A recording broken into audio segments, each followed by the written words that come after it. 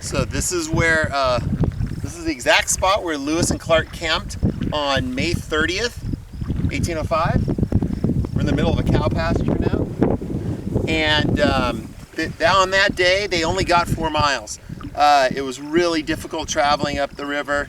Keep in mind the river looks a lot different today than it did then. It was raining, pouring all day, and the winds, we've had a headlong wind coming the whole day, and the winds were so ferocious that it just kept pushing them back.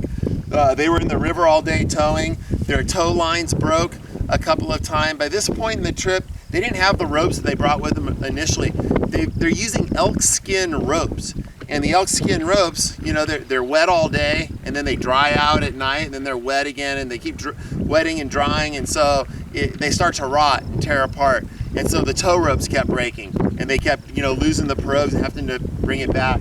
So they only got 4 miles. They didn't want to round this point up here, and it took us a while to round this point. You can't really see it from here, but it took a considerable amount of time to round this pretty difficult point, which would have been really hard going upstream at that time. So they camped right here on May 30th.